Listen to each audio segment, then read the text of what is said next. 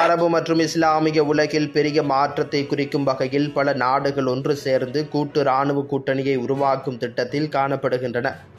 இந்த நாடுகளில் Egypt, Turkey, Iran, Oman, Lebanon, Jordan, Qatar, Syria, Iraq, Saudi Arabia, ஐக்கிய அரபு எமிரேட்ஸ், குவைத், பஹ்ரைன் ஆகியவை அடங்குகின்றன.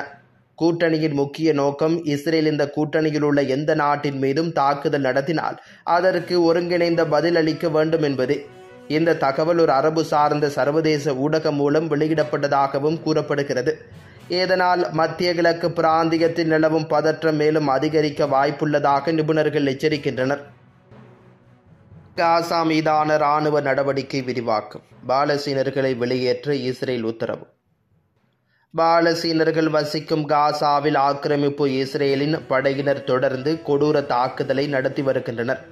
இந்த போரை முடிவுக்கு கொண்டு வர வேண்டும் என பல உலக நாடுகள் வலியுறுத்தி வருகிறது.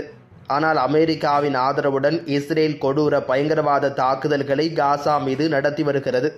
இந்த நிலையில் காசா மீதான இஸ்ரேல் ஆக்கிரமிப்பு இராணுவத்தின் நடவடிக்கைகள் விரிவாக்கம் செய்யப்படுவதால் அங்கு வசிக்கும் அப்பாவி பாலஸ்தீனர்கள் உடனடியாக வெளியேற வேண்டும் என இஸ்ரேல் உத்தரவிட்டிருக்கிறது.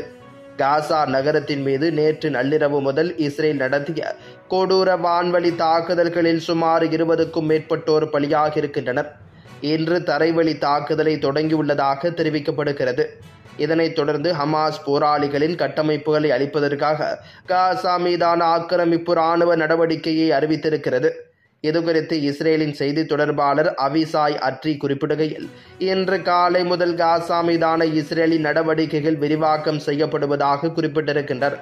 முன்னதாக காசா மீதான நடவடிக்கைகள் அதிகரிக்கப்படும் எனவும் அங்குள்ள மக்கள் வெளியேற வேண்டும் எனவும் கடந்த ஒரு மாதமாகவே இஸ்ரேல் அறைகூவல் விடுத்து வருகிறது.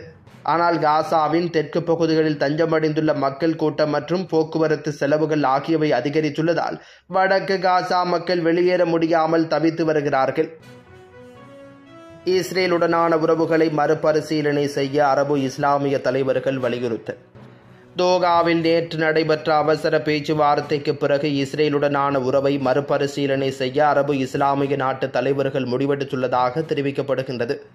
காசா போர் நிறுத்த முன்மொழிவு குறித்து கத்தாரில் ஹமாஸ் அமைப்பின் தலைவர்கள் கலந்தாலோசித்த போது அவர்கள் மீது ஆக்கிரமிப்பு இஸ்ரேல் நடத்திய தாக்குதலுக்கு பிறகு ஏறக்குறைய 60 நாடுகள் ஒன்றிணைந்த அரபு லீக் இஸ்லாமிய ஒத்துழைப்பு அமைப்பின் கூட்டு அமர்வு உறுதியான நடவடிக்கை எடுக்க முற்பட்டிருக்கிறது.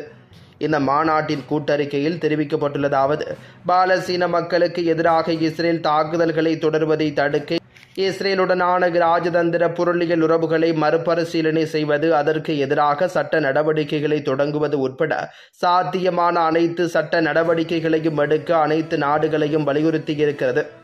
இஸ்ரேலை அங்கீகரிக்கும் கத்தாரின் சக வளைகுடா நாடுகளுடனான ஐக்கிய அரபு சிற்றரசுகள், பஹ்ரைன், எகிப்து, ஜோர்தான், மொரோக்கோ ஆகிய நாடுகள் இந்த கூட்டத்தில் பங்கேற்றன.